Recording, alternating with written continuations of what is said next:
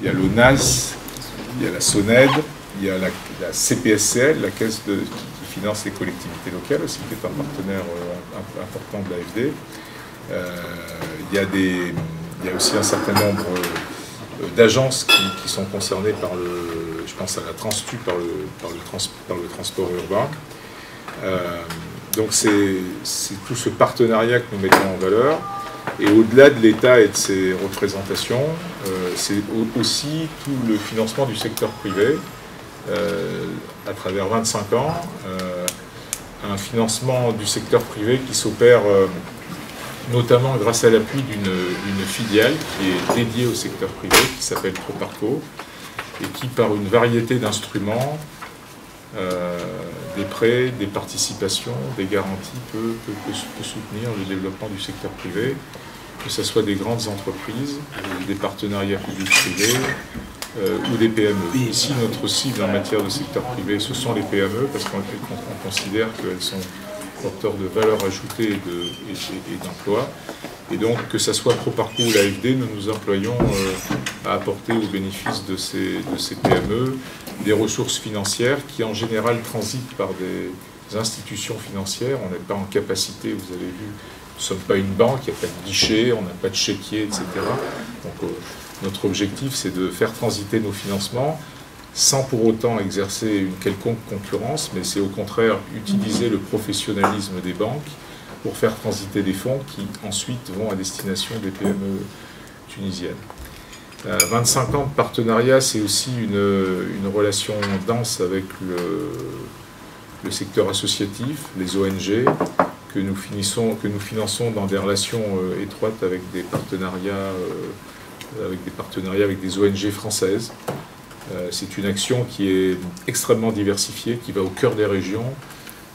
Cet appui des ONG qui peut concerner les ONG s'intéressent aux questions environnementales, certaines s'intéressent à des questions de gouvernance locale, certains s'intéressent ou interviennent en faveur de secteurs dans le social, dans la santé. Et donc ça aussi, c'est ce partenariat-là que nous voulons mettre en valeur.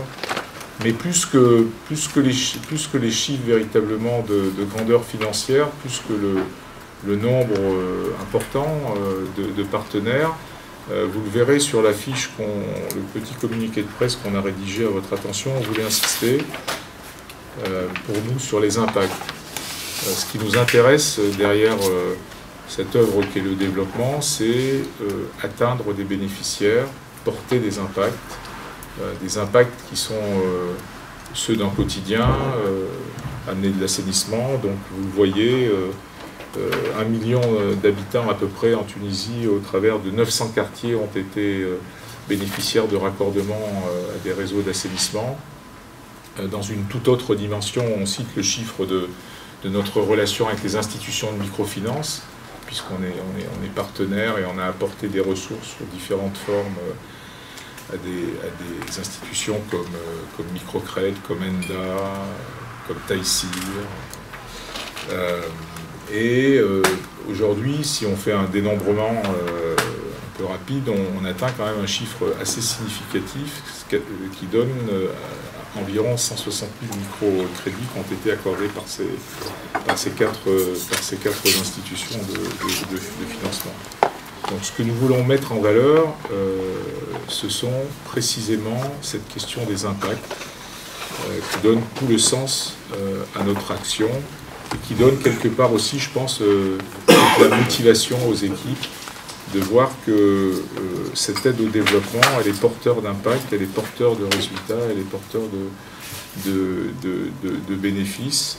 Alors on n'a pas cherché à tout chiffrer, mais on vous a donné quelques exemples pour montrer que dans les préoccupations que nous portons, systématiquement sur tous les projets, il y a cette dimension des impacts. Et quelque part, quand on opère une sélection des projets, on s'interroge toujours sur l'importance des impacts que ces mêmes projets vont porter.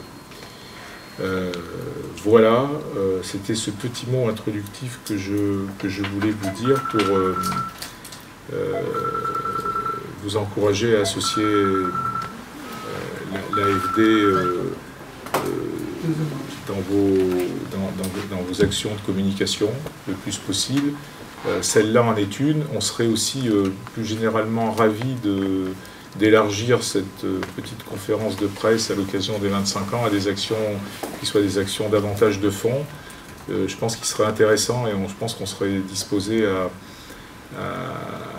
partir sur le terrain, enfin, vous montrer un peu la réalité des choses, la décliner de manière extrêmement concrète, c'est-à-dire que derrière toutes les phrases que je viens de dire, on puisse voir des visages de femmes, d'hommes. Il n'y a rien de plus, je dirais, stimulant que vous allez voir, je sais pas, une dame qui vient d'accéder à un microcrédit, par exemple, qui par l'intermédiaire de ce microcrédit va pouvoir développer son activité artisanale ou son commerce. Il n'y a rien de plus sympathique à voir que les habitants d'un quartier qui vous parlent de l'éclairage public dont ils viennent de bénéficier, qu'ils ont attendu plusieurs années, qui voient leur voirie se substituer à des voies de communication qui étaient plutôt en terre et qui coïncident aussi avec un autre événement auquel on s'est associé, qui sont les rencontres Africa, qui montrent aussi, au-delà des mots, tout l'engagement que nous portons au secteur privé, puisqu'on s'y associe à la fois en tant que sponsor de l'événement, mais également en tant qu'intervenant, puisqu'il y a un certain nombre de conférences et de colloques qui se tiennent et qui vont voir l'intervention d'experts de l'AFD, de collègues qui viennent de Paris et d'ailleurs pour intervenir et dire aussi leur vision des choses sur un certain nombre de problématiques. Et on s'est particulièrement intéressé à quelque chose qui nous est cher et qui traduit aussi quelque part tout l'engagement que nous avons sur la Tunisie, qui est le développement urbain, puisqu'on a accepté de prendre le lead d'une des thématiques qui s'appelle Ville durable, ville de demain sur le continent africain et qui va traiter de 3 sujets de fond à travers des colloques, la question de l'urbanisme et de la mobilité, la question de l'énergie, des réseaux intelligents, et puis de toutes les problématiques des déchets, que ce soit des déchets solides ou de l'assainissement. Voilà. Je vous propose vraiment qu'on puisse échanger. J'encourage mes collègues ici présents et tous ceux qui nous viendraient à nous rejoindre, eux aussi à se livrer au jeu de vos questions et de vos réponses, et sachant que moi je vais à un moment m'éclipser pour d'autres horizons. Mais en tout cas, merci encore d'être venu, et puis j'espère qu'on aura l'occasion de densifier cette relation avec les journalistes que vous êtes. La reconversion de la dette s'inscrit dans des actions de la coopération française. En fait, elle est gérée par un autre service qui n'est pas l'AFD, en tout cas pour l'instant.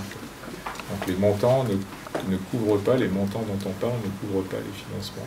C'est bien de l'aide au développement dont on parle, hein, derrière des processus de reconversion de dette, ça ne fait aucun doute. Après, la question, c'est qui est opérateur de ce projet-là. En tout cas, pour l'instant, ça n'est pas directement l'AFD, bien qu'elle le soit dans un certain nombre de pays sur d'autres opérations de conversion de dette. Vous pourrez voir sur les sites de l'AFD que nous opérons assez souvent pour le compte de l'État français, dès lors qu'il le souhaite, des dispositifs de conversion de dette, parce que finalement, derrière ces dispositifs, ce dont on parle, c'est de projets qui sont faits comme les autres, mais avec les mêmes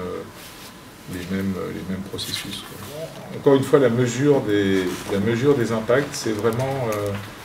pour nous, comme pour d'autres partenaires, je ne suis pas en train de dire qu'on a l'exclusivité de la mesure des impacts, mais effectivement, c'est une dimension que nous prenons systématiquement en compte et que nous essayons de relever et de faire relever par nos partenaires. Et donc, sur la question des institutions de microcrédit, j'ai donné le chiffre de 160 000 microcrédits. Après, on doit pouvoir le décomposer un peu plus finement que tout ça. Et sur les startups, en tout cas sur les clusters, donc il y a eu 2 opérations. Il y a une première opération qui concerne le cluster mécatronique de Sousse. Et celui-là, on a effectivement un certain nombre d'indicateurs qu'on va vous donner. Et après, la seconde intervention, celle-là est en cours. L'idée, et bien sûr elle fera l'objet d'une mesure, c'est de passer d'une opération un peu pilote, qui était l'opération de Sousse, à véritablement la mise en place d'une politique nationale des clusters. C'est-à-dire qu'il faut essaimer ces clusters sur sur tout le territoire tunisien et dans tous les secteurs qui sont directement concernés. Alors, le premier critère, je dirais que c'est la demande de nos partenaires. Ça vaut pour tous les projets et pas seulement pour les clusters. Le premier point d'entrée dans la relation avec un projet, c'est la demande d'un partenaire. C'est-à-dire, qu'est-ce que nous demande l'État ou ne nous demande pas, qu'elle peut demander à d'autres. Qu'est-ce que nous demande le secteur privé? Qu'est-ce que nous demandent les ONG? Donc, premier critère, nous répondons à une demande auquel on n'est d'ailleurs pas obligé forcément de s'associer. Si on considère que le projet ne fait pas sens, ne fait pas raison, qu'il ne porte pas d'impact, on peut aussi décliner la proposition très librement. Donc, notre intervention, pour répondre à votre question, là, elle visait à démarrer une opération un peu pilote sur qu'est-ce qu'un cluster, qu'est-ce qu'on peut faire. Et j'ai compris qu'à l'époque, le cluster de Sousse était dans les plus avancés. Je constate qu'aujourd'hui, il y a un essaimage qui se fait progressivement. J'entends parler de nouveaux clusters en formation, mais oui, en création même, mais je comprends que celui de Sousse était dans les précurseurs.